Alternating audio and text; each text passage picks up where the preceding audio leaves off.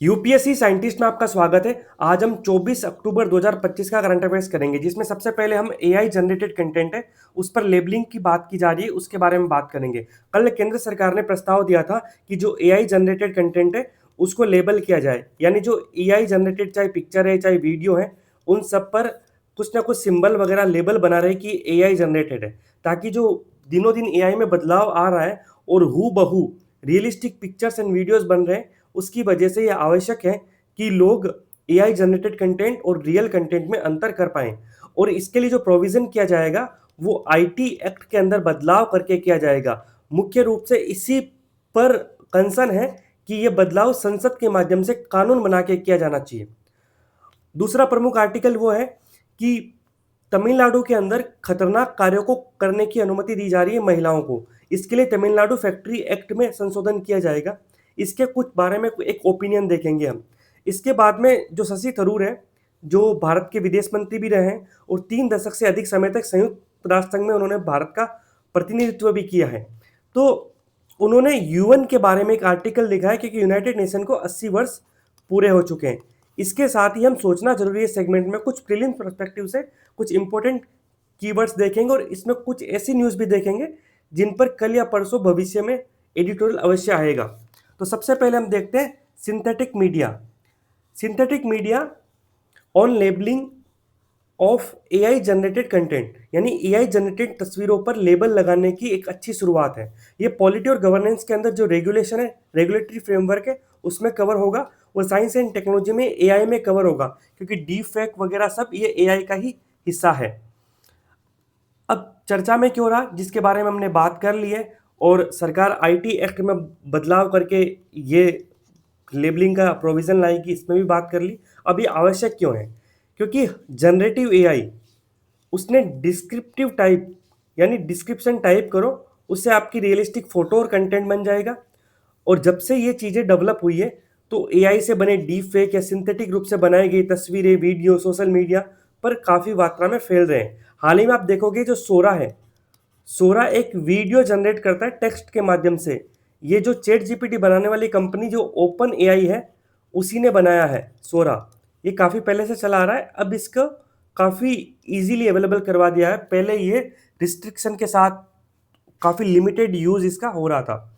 अभी वर्तमान में जो ग्रुप है, जो कि एक्स यानी ट्विटर एलन मस्क है, उनका एआई है, वो भी वीडियो जनरेटिंग फैसिलिटी दे रहा है। जो गूगल है जेमिनी, उसका वीओ है, जेमिनी का है वीओ।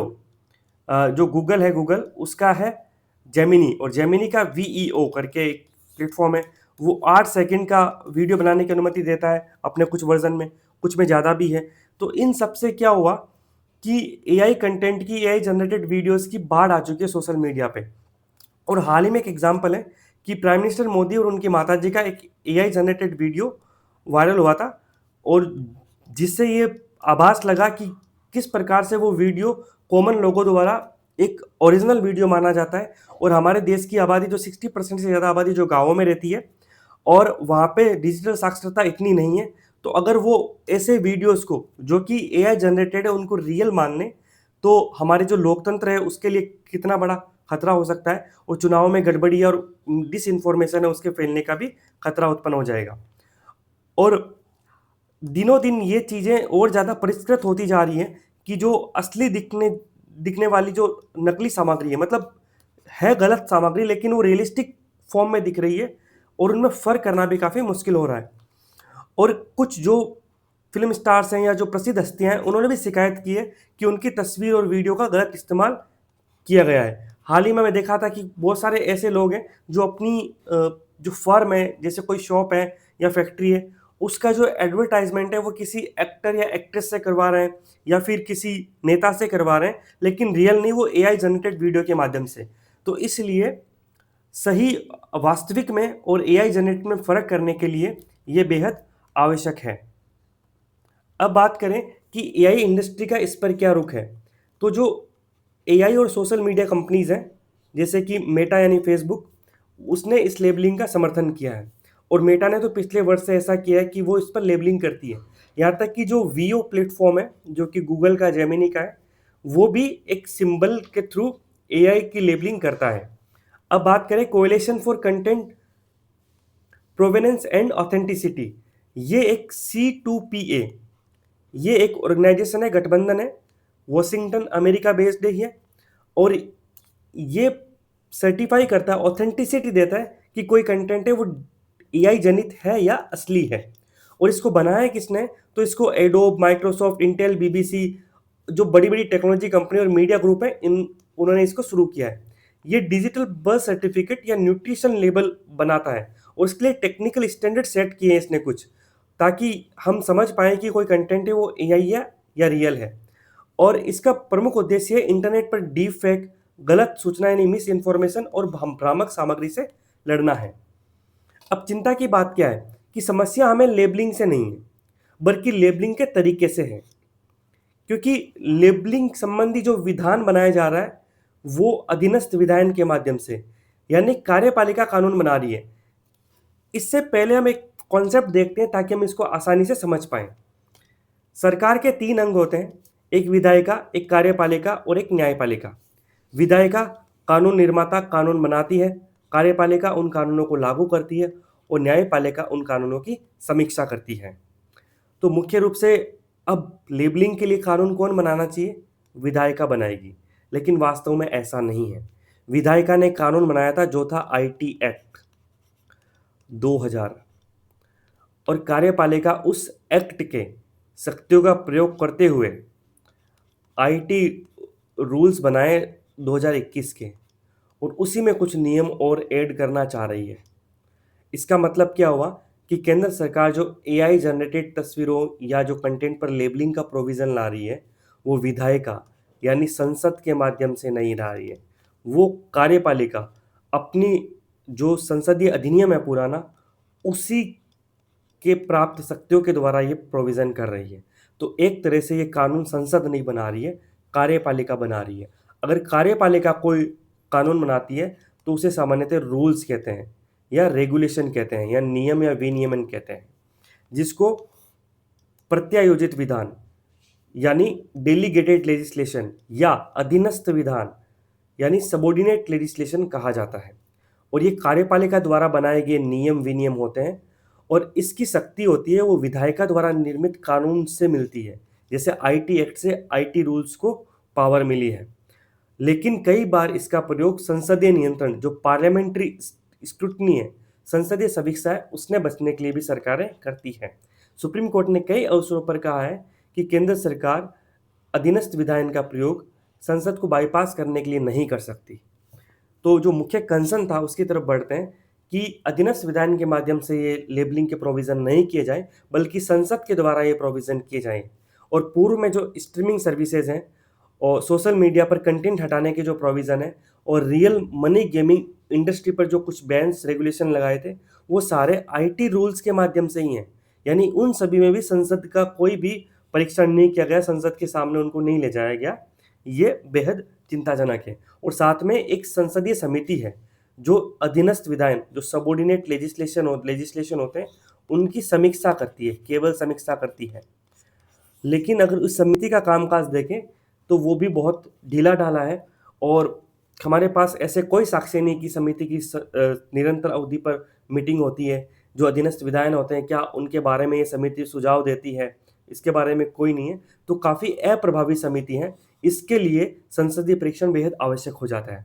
अब आगे की राह क्या है कि अधीनस्थ कानून है, उसके स्थान पर संसदीय परीक्षण यानी संसद के माध्यम से ये लेबलिंग के प्रोविज़न किए जाएँ।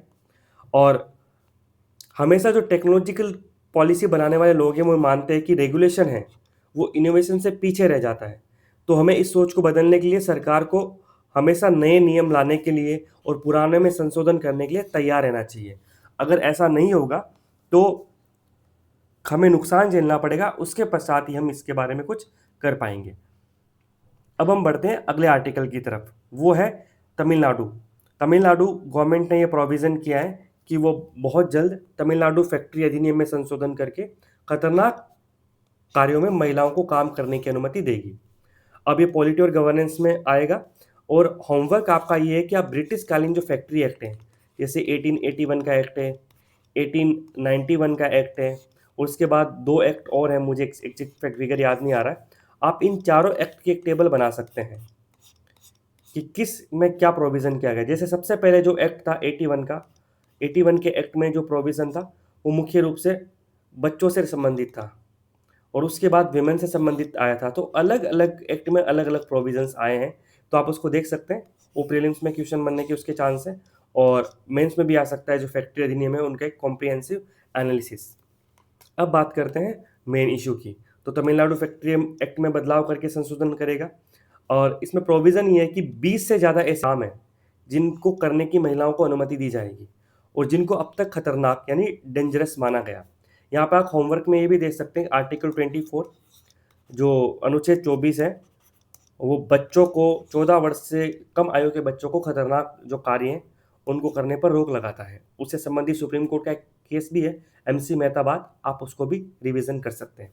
अब संभावित प्रावधान क्या है इस एक्ट में कि जो खतरनाक काम है जैसे इलेक्ट्रोलाइटिक की प्रोसेस है, कांच निर्माण है, शीशे से जुड़े काम है, पेट्रोलियम, फटाके, कीटनाशक और जो बहुत ज़्यादा शोर करने वाले कंपन वाले काम है उन सब में महिलाओं को काम करने की अनुमति दी जाएगी।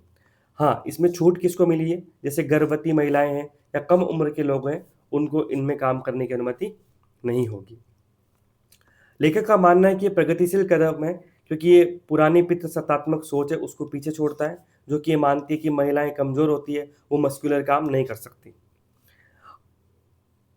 लेकिन ऐसे कुछ प्रगतिशील सुधार पहले भी किए गए हैं, जैसे महिलाओं को उनकी फैक्ट्रियों में नाइट शिफ्ट में काम करने की अनुमति दी गई थी, वो भी उनकी लिखित सहमति के बाद। लेकिन क्या ये प्रगतिशील कदम काफ़ी हैं? नहीं। राइटर का मानना है कि कानून काफ़ी नहीं है, उनके लिए कुछ अनिवार्य सुविधाएँ भी होनी चाहिए। जैसे उनके लिए सेपरेट टॉयलेट्स हो, चेंजिंग रूम्स हो, मेडिकल जाँच के लिए बंद कमरे मतलब उनके लिए क्लोज़ एनवायरनमेंट हो, जहाँ पर महिलाएँ पहले नहीं थीं, उनको घर तक छोड़ने के लिए ड्रॉप होम की फैसिलिटी हो और साथ ही जब महिलाएँ इस क्षेत्र में आ रही है, तो उसके लिए आपको बड़े स्तर पर निवेश करना पड़ेगा ताकि आप अनिवार्य सुविधाएँ सृजित कर पाएँ। साथ ही जो सक्रिय निगरानी की भी आवश्यकता है और ये काम करना मजबूरी नहीं होना चाहिए, स्वैच्छिक होना चाहिए। निष्कर्ष क्या है कि प्रगतिशील कदम की सफलता ज़रूरी सुविधाओं और सुरक्षा उपायों पर निर्भर करती है। अगर ये नहीं है, तो हम आगे नहीं बढ़ सकते, सकारात्मक प्रभाव नहीं हो सकते, कानून बनाने से कुछ नहीं होता। कानून के लि को लागू करने के लिए आपको कुछ आवश्यक बुनियादी ढाँचा भी निर्मित करना होता है। वो फैक्ट्रियों में जब तक नहीं होगा, तब तक ये कदम महिलाओं के लिए कारगर नहीं होंगे। अब अगला आर्टिकल है हमारा संयुक्त राष्ट्र संघ, UN matters as a symbol of possibility. संभावना के प्रतीक के रूप में यूनाइटेड नेशन है, वो काफ़ी मायने रखता है। ये हमारे जीएस 2 के अंदर इंटरनेशनल रिलेशन में कवर अप होगा। आप होमवर्क में यूनाइटेड नेशन यूएनओ पूरा कंप्लीट पढ़ सकते हैं और ये बेहद आवश्यक है। इसके 6 अंग हैं और ये आवश्यक इसलिए भी है, इस बार 80 वर्ष हो चुके हैं यूएन को। जो हमने फर्स्ट डे डिस्कशन किया था 29 सितंबर को, उस दिन भी हमने यूएन के बारे में अच्छे से बात की थी क्योंकि उस समय यूएनजीए का, यूनाइटेड नेशन जनरल असेंबली का 80वां सेशन चल रहा था, जिसमें भारत के विदेश मंत्री ने यूएनजीए में कुछ सुधार किए थे। इस बार मेंस एग्जामिनेशन के हिसाब से भी यूएन में जो रिफॉर्म्स है वो काफ़ी इंपॉर्टेंट होते हैं क्योंकि यूएन को 80 साल पूरे हो चुके हैं। और ये जो आर्टिकल हम कवर अप करेंगे, ये मुख्य रूप से इन्हीं रिफॉर्म्स के बारे में बात कर रहा है। और सबसे पहले देखते हैं कि चर्चा में क्यों रहा। तो यूएन के 80 ईयर्स हो रहे हैं। स्थापना का उद्देश्य क्या था यूएन का? कि देखो, यूएन कोई ऐसा नहीं है कि सब कुछ अच्छा-अच्छा चल रहा था तब यूएन की स्थापना हुई। द्वितीय विश्व युद्ध चल रहा था और सबसे विनाशकारी युद्ध था ये मानव इतिहास का। इसके बाद भविष्य में संघर्ष है उससे बचने के लिए और शांति को बनाए रखने के लिए यूएन की स्थापना की गई। साथ ही मानवीय गरिमा को बढ़ावा देना और सीमाओं के पार कानून के शासन यानी क्रॉस बॉर्डर भी रूल ऑफ लॉ उसको बनाए रखने के लिए इसकी स्थापना की गई। तो क्या-क्या कीवर्ड है? पहला है भविष्य के संघर्ष को रोकना, दूसरा शांति बनाए रखना, तीसरा मानवीय गरिमा और चौथा सीमा पार रूल ऑफ लॉ। अब इसका जन्म है वो विजय से नहीं हुआ है, त्रासदी से हुआ है। और ये सत्ता का स्मारक नहीं है बल्कि शांति के तंत्र के रूप में इसकी परिकल्पना की गई थी। अब जो लेखक हैं उन्होंने 3 दशकों तक यूएन में अपनी सेवाएं दी थी। तो उनके कुछ अनुभव हैं। उनका ये मानना है कि यूएन है, उन्होंने यूएन को शीत युद्ध के मैदान से और शीत युद्ध के बाद जो वैश्विक सहयोग की प्रयोगशाला है, मतलब हर चरण को उन्होंने क्लोजली देखा है।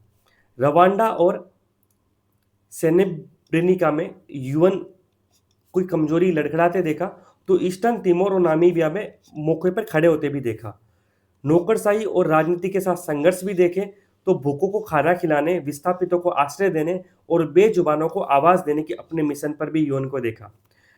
ये परिपूर्ण नहीं है और ऐसा होना भी नहीं चाहिए, लेकिन ये अपरिहार्य बना हुआ है। हम अगर उपरोक्त देखा जाए तो ये रवांडा और सेनेब्रिका में अगर इसकी असफलता है, तो ईस्टर्न तिमोर में इसकी सफलता है। नौकरशाही और राजनीति के संघर्ष में इसकी सफलता और असफलता दोनों है, क्योंकि सफल तब होता है कि जब कोई संघर्ष है वो सिर्फ जुबानी संघर्ष रहे, हिंसक नहीं हो। ठीक है। और भूखों को खाना खिलाने, विस्थापितों को न्याय देने, बेजुबानों को आवाज़ देने, ये सारे इसके पॉजिटिव ये सफलताएं हैं यूएन की। ठीक है। लेकिन आज 80 साल की उम्र में यूएन एक ऐसे चौराहे पे खड़ा है जो दुनिया डिज़ाइन क्या उससे बदल गई। मतलब जब 1945 में जब यूएन आया था, जब उसका डिज़ाइन था, उस डिज़ाइन से दुनिया आज बहुत कुछ बदल चुकी है। दुनिया में बहुत ऐसे संरचनात्मक बदलाव आ चुके हैं। अब दुनिया में क्या क्या बदलाव आए हैं। पहले जब 1945 की दुनिया थी वो द्विध्रुवीय विश्व व्यवस्था थी। उसके बाद अमेरिकी एक ध्रुवीयता आई 1991 से, और वर्तमान में वो बहुध्रुवीयता का परिदृश्य उभर के आया है। नई शक्तियाँ उभरी है, जैसे चीन जैसे राष्ट्रों का उभरना, भारत का उभरना, ये पूर्व में नहीं था। इसके साथ साथ ही हम देखें तो जर्मनी का उभरा है, जर्मनी एक राष्ट्र है, जापान है, उसकी अहम भूमिका है। साथ ही अफ्रीका के अंदर साउथ अफ्रीका है, वो उसका उभर के आना, अमेरिका के अंदर ब्राज़ील का उभर के आना, ये कुछ ऐसे देश हैं जिन जो उस समय उनका महत्व नहीं था। ये थर्ड वर्ल्ड या उस समय विकासशील देश थे और अपनी आज़ादी हो या उपनिवेशवाद या न उपनिवेशवाद के विरुद्ध संघर्ष कर रहे थे। पुराने गठबंधन वर्तमान में कमज़ोर हुए हैं। जलवायु परिवर्तन से लेकर साइबर सुरक्षा, यानी जलवायु परिवर्तन, साइबर सुरक्षा, ऐसे इश्यूज़ पहले हमारे सामने थे ही नहीं। अब एक नया इशू एआई का भी आ गया है, जो कि पहले नहीं था। अब नेशनलिज्म है वो बढ़ रहा है और बहुपक्षवाद घट रहा है, जिसकी आवश्यकता है। इस संदर्भ में यूएन के जो कुल मूलभूत सिद्धांत हैं, जैसे संप्रभु समानता, विवादों का शांतिपूर्ण समाधान और सामूहिक सुरक्षा, ये अब ज़्यादा महत्वपूर्ण हो जाते हैं।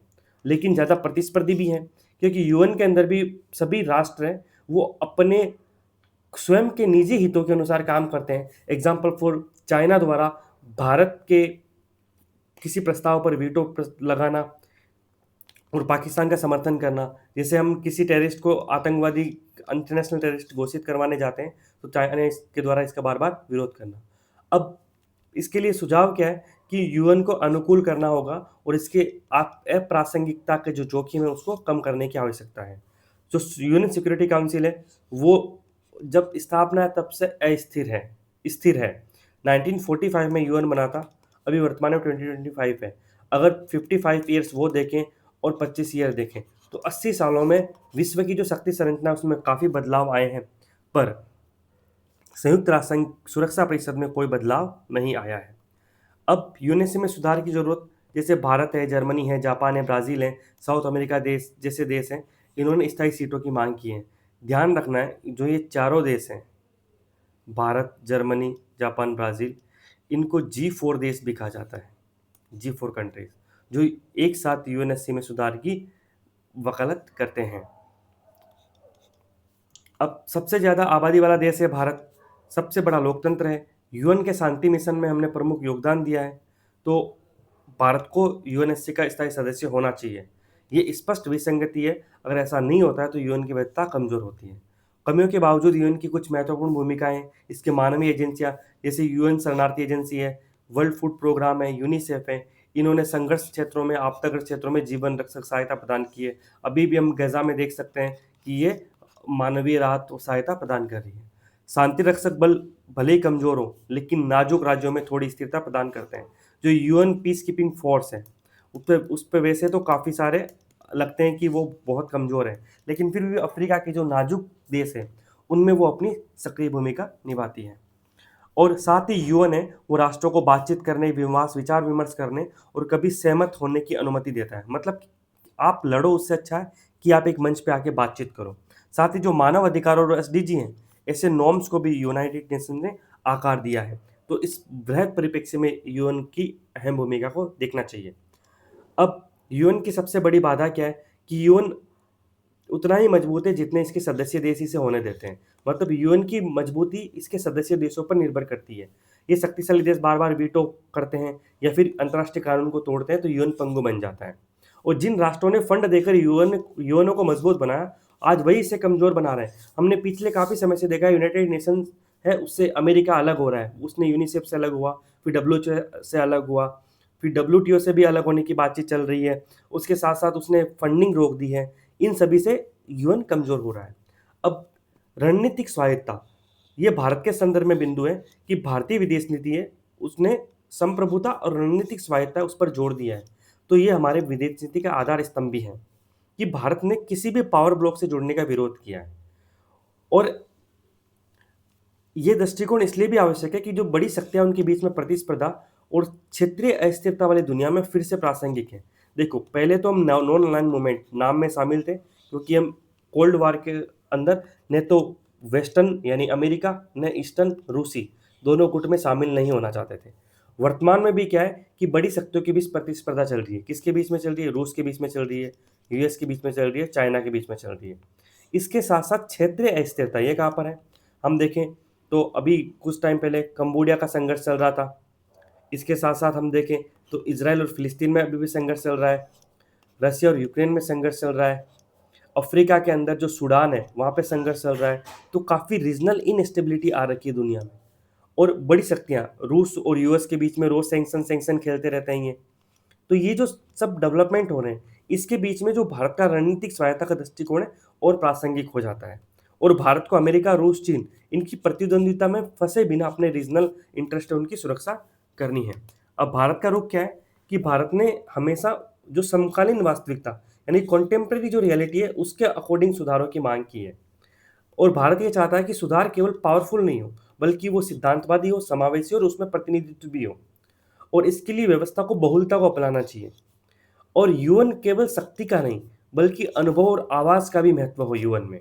वर्तमान में जो 5P5 है वो शक्ति का महत्व दर्शाते हैं। पांचों P5 है, पांचों न्यूक्लियर पावर स्टेट है, ऐसा नहीं होना चाहिए। भारत का दृष्टिकोण है वो प्रभुत्व का नहीं है बल्कि गरिमा और संप्रभुता का है। और सहयोग का भी महत्व है। और संस्थानों को कुछ लोगों द्वारा नहीं पर बहुतों द्वारा आकार दिया जाना चाहिए, मतलब ये बहुलवाद की बात करता है। अब क्या किया जाना चाहिए? तो सबसे पहले तो यूनाइटेड नेशन सिक्योरिटी काउंसिल में सुधार किया जाना चाहिए। ये केवल समानता का मामला नहीं है बल्कि ये प्रभावशीलता का भी मामला है। और प्रमुख हितधारकों को बाहर रखकर वैध परिणाम की आशा नहीं की जा सकती। ये कुछ ऐसा ही है कि आप कुछ दो लोगों के बीच में समझौता करवा रहे हो और दोनों लोग ही वहां उपलब्ध नहीं है।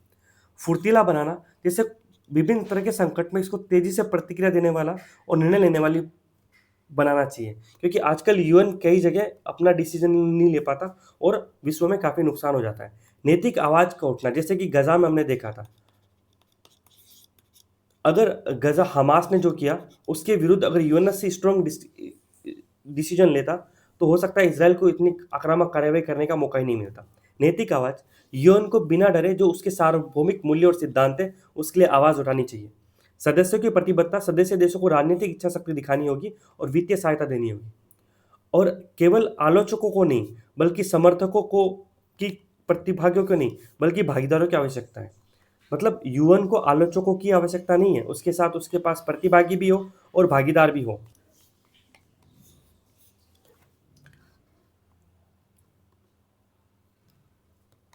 अब आगे की राह क्या है कि यूनाइटेड नेशन है वो शरण मांगने वाले शरणार्थियों के लिए, जो पहरा देने वाले शांति सैनिकों के लिए, ठीक है, और नाजुक शांति समझौता करने वाले डिप्लोमेट्स के लिए आज भी उतना ही प्रासंगिक है, जो कि ये मानते हैं कि सहयोग कमजोरी नहीं है और न्याय लग्जरी नहीं है।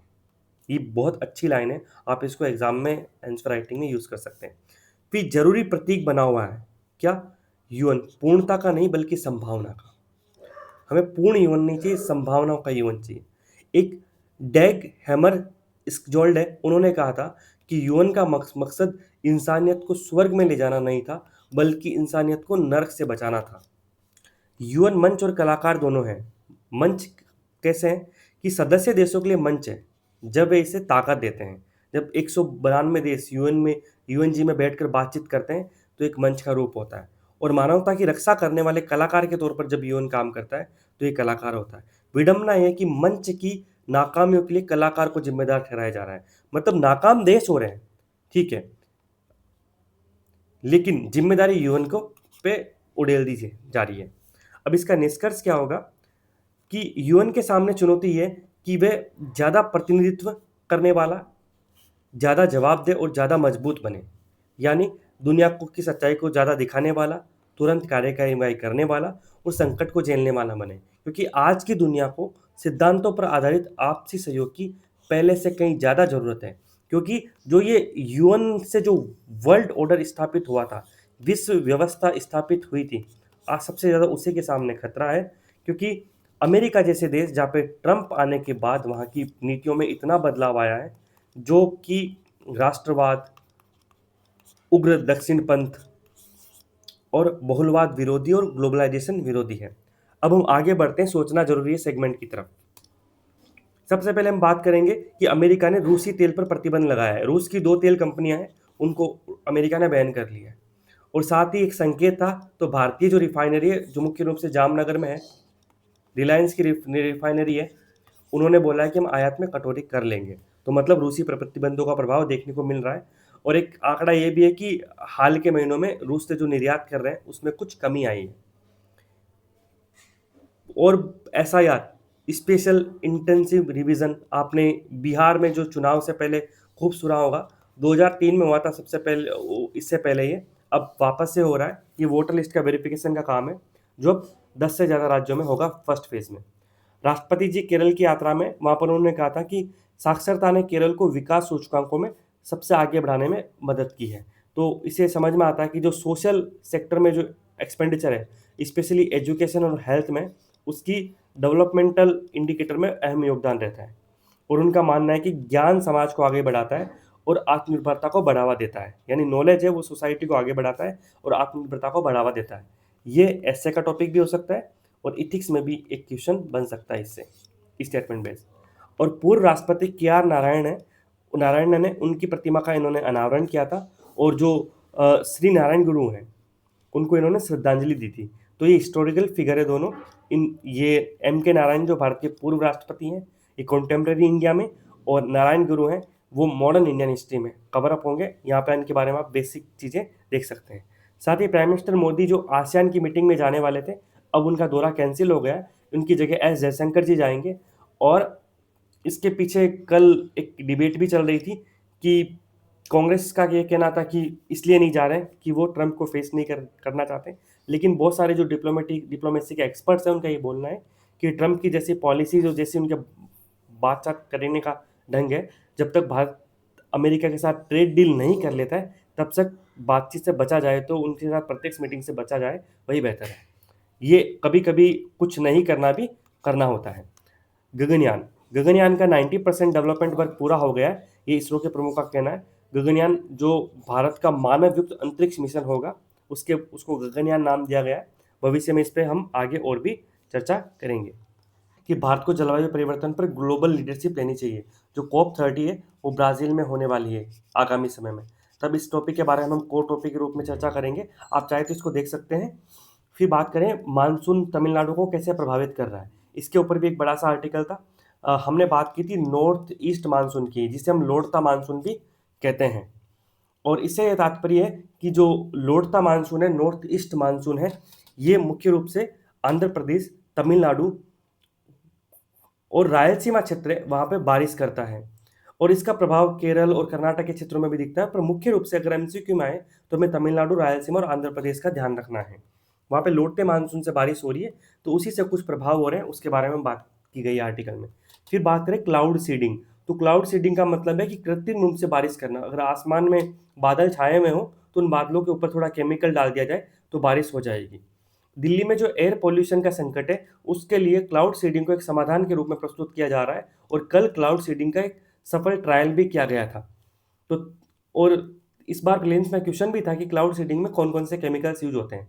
तो सिल्वर आयोडाइड, पोटेशियम आयोडाइड, सूखी बर्फ यानी ठोस कार्बन ऑक्साइड और सोडियम क्लोराइड, ये आप रट्टा मार सकते हैं क्योंकि क्वेश्चन रिपीट होता है, तो ये आपके काम आएंगे फैक्ट्स। और क्लाउड सीडिंग क्या होती है, कैसे की जाती है, अब जब एक बेसिक क्वेश्चन आ गया तो फर्दर थोड़ा बहुत डीप भी आवश्यक है। और ये एक न्यूज़ थी और बेशक इस पे एडिटोरियल आएगा तो हम इस पे बातचीत करेंगे। अब बात करें पेमेंट सिस्टम रिपोर्ट। यानी आरबीआई है वो एक रिपोर्ट निकालता है जिसका नाम है पेमेंट सिस्टम रिपोर्ट, और ये हर 6 महीने पे यानी वर्ष में 2 बार ही रिपोर्ट निकालता है। उसके अनुसार जो यूपीआई ट्रांजेक्शन है उसका वॉल्यूम है वो सबसे ज़्यादा रहा है, और वहीं जो आरटीजीएस है वो वैल्यू में सबसे ज़्यादा है, और डेबिट कार्ड से ट्रांजेक्शन में गिरावट आई है। और यूपीआई में जो ट्रांजेक्शन है वो जो कैलेंडर ईयर 2019 था उसमें लगभग 1000 ट्रांजेक्शन हो रहे थे, 1000 करोड़, और अब हो रहे हैं 24 में 17,000 करोड़। तो लगभग लगभग हम देख सकते हैं कि 17 गुना ट्रांजेक्शन बढ़ गए हैं। और जो हमारा वर्तमान कैलेंडर ईयर 2025 है उसके अगर पहले 6 महीने की बात करें तो पहले 6 महीने में ही 10,000 करोड़ ट्रांजेक्शन हो चुके हैं, जो कि अगर एवरेज देखा जाए तो 20,000 तक पहुंच जाएगा साल खत्म होने में। तो यूपीआई पेमेंट वॉल्यूम में आगे है, ध्यान रखना, और वैल्यू में अभी भी आरटीजीएस आगे है। तो वैल्यू में कौन आगे है? आरटीजीएस, ठीक है। और वॉल्यूम मतलब कितने ट्रांजेक्शन हो रहे हैं उसमें कौन है? उसमें यूपीआई है। वजीर एक्स क्या है? आपने सुना होगा कि ये एक क्रिप्टो करेंसी ऐप था, प्लेटफॉर्म था। ये आज से वापस शुरू करेगा। अभी हाल ही में इसमें हैक वगैरह हो गया था ये, तो इसके 45% से ज़्यादा इसके फंड्स है वो हैकर ने चोरी कर लिए थे। तब से ये बैन था, बंद था। अब इसको वापस ओपन किया जा रहा है। इसी के साथ आज का डिस्कशन कंप्लीट होता है। आप टेलीग्राम से पीडीएफ प्राप्त कर सकते हैं, और यूट्यूब पे आपको वीडियो मिल ही जाएगा। Thank you so much. और सोचना जरूरी है, सेगमेंट में हम जो काम कर रहे हैं वो बेसिकली या तो वो प्रीलिम्स पर्सपेक्टिव से इतनी इन्फॉर्मेशन इंपॉर्टेंट है इसलिए सोचना जरूरी है सेगमेंट में डाल देते हैं, या फिर उस पर भविष्य में जब आर्टिकल आएगा तो उस पर विस्तार से चर्चा कर ली जाएगी। और एक बात आप ध्यान रखें कि न्यूज़पेपर में बहुत सारे आर्टिकल्स होते हैं, सारे आर्टिकल्स को करना संभव नहीं होता, लेकिन सारे आर्टिकल को छोड़ना भी सही नहीं है, इसलिए उनको सोचना जरूरी है। सेगमेंट में ब्रीफली कवर अप कर लिया जाता है ताकि कोई बेसिक नॉलेज से संबंधित क्वेश्चन आए तो आपका गलत नहीं हो। Thank you.